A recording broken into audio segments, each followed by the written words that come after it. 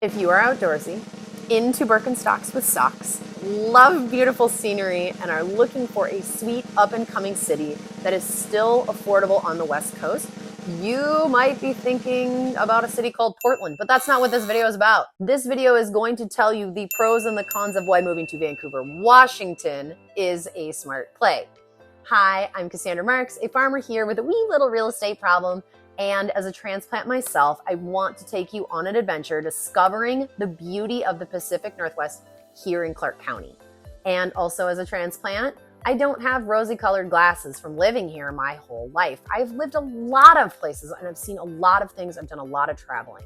And I bring my honest thoughts about the area and let you make the decision. Moving to Vancouver, Washington can be a great choice for so many people. So let's jump into some of the key factors that make it appealing for people and talk over the pros.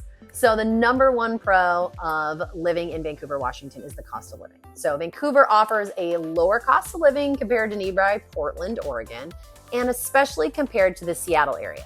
So you're gonna see prices of a gallon of milk like $3.29, a dozen eggs $5.99, a gallon of gas $3.79, and housing is generally more affordable, both rent and purchasing.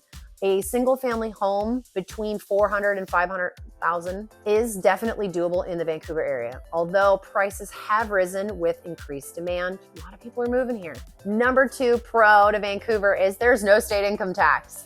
Washington is one of 8 states in the country that does not have state income tax, which can be a huge draw for many.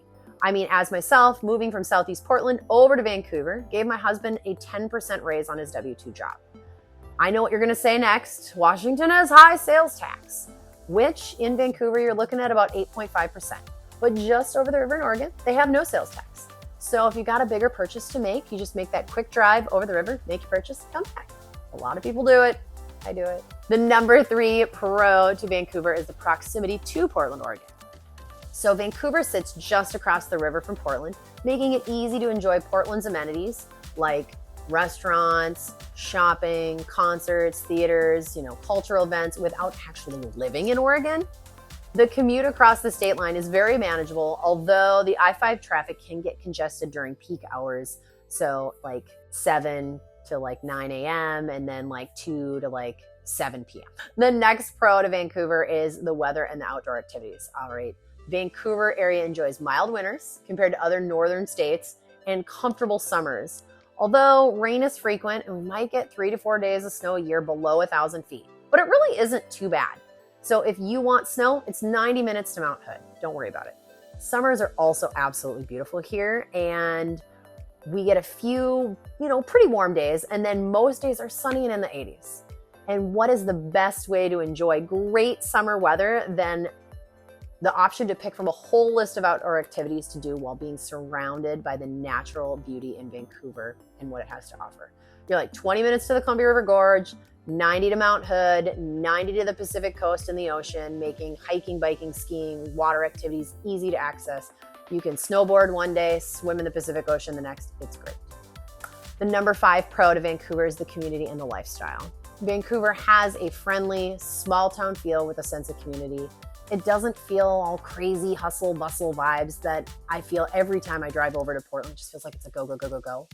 It just has this slower pace of life feel. There are regular farmers markets, community events, and lively arts and culture scene. They're smaller than Portland, but the city has been developing rapidly with new restaurants, breweries, shops.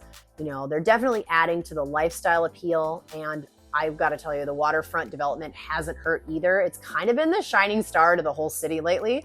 It is definitely making Vancouver the talk of the area, and that's in a positive light, not a negative one. The number 6 pro to Vancouver is the safety and the crime rates. Vancouver is generally considered safe with a lower crime rate than a lot of larger metropolitan areas. However, like any city, it has neighborhoods that are safer than others. So exploring areas and reviewing local statistics can be helpful. Write this website down, crimegrade.org. Crimegrade.org. It is your place, okay? So do you agree with these pros? Is there anything that you would add?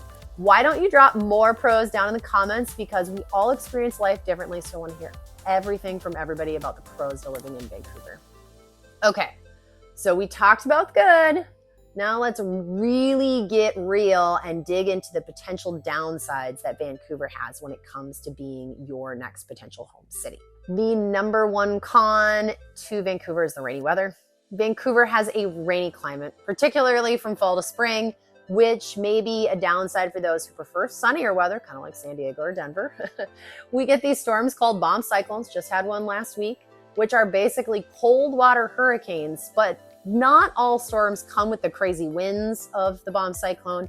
Most of the time, it's just an atmospheric river, also known as a Pineapple Express. It comes from Hawaii, and it just pours rain for 2 or 3 days. But I will say you need to watch out for the flooding on the roads. You will learn which roads flood more than others, at least flash flood.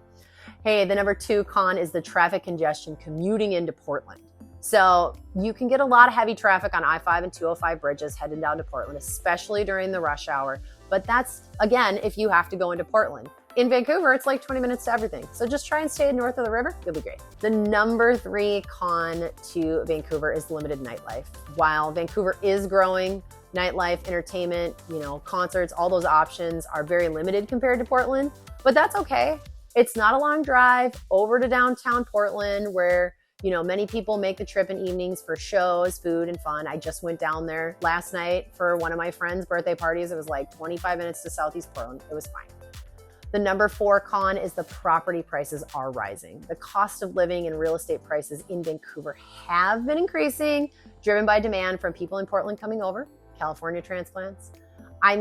With no income tax, easy access to the Portland airport, and being the most affordable small, large city on the West Coast, it means people want to move here. I don't blame them. Of course, I want more affordable housing, living, and all that kind of stuff. So the number 5 con is the lower job diversity options and opportunities. So while opportunities are increasing, the job market in Vancouver can be somewhat limited, with the large employers being in the area like the Clark County government, Vancouver School District, and some healthcare. So you find a lot of people, they find themselves commuting to Portland for work, unless you're lucky and you have a remote job. And the number 6 and final con to living in Vancouver is the winter grayness. The frequent overcast skies during the winter months can feel gloomy for some, especially those prone to seasonal affective disorder, SAD, like myself. As someone who has struggled with SAD almost my whole entire life, it was one thing I knew I was going to struggle with when we made the move back here from Denver. And it is what it is. You take your vitamin D, you sit in front of your little happy light, and hopefully if you do that all winter long and try to get some physical activity, it makes it a little bit better. Well, now what do you think about Vancouver? I know y'all are gonna add some more cons in the comments down below because people have their opinions, and I like to give people access to all the information. I just have one request, is that you be kind to each other down in the comments, okay? Thank you, appreciate it. I started my Pacific Northwest life in Portland and have truly loved every single second since we moved over the river to Vancouver. Growing up a farm girl in Western Minnesota, I really loved the similar pace of life and mindset that the people in Vancouver area share with where I grew up. But if Vancouver ain't quite cool enough for you, then maybe Richfield, which is the fastest growing city in Southwest Washington, or Camas, which is the hottest city in Southwest Washington. Maybe one of those two are gonna be your jam. So here's a fun video where I talk about some of the considerations my relocation clients had and the items that they discussed when they were trying to decide between these two cities. We took 3-4 days driving between the two to figure out which one they wanted to live in. And spoiler alert, they are both great. But if you want to discuss these two cities or other things about living in Southwest Washington, you can reach out to me via text, email, or DM on the socials at Realtor Cass. As always, contact information down below in the description, or you can use this trusty QR code right here in the corner to put my contact information right into your phone. Again, my name is Cassandra Marks. I'm a farmer with a wee little real estate problem, and thank you so much for spending time with me, and until I see you again, bye.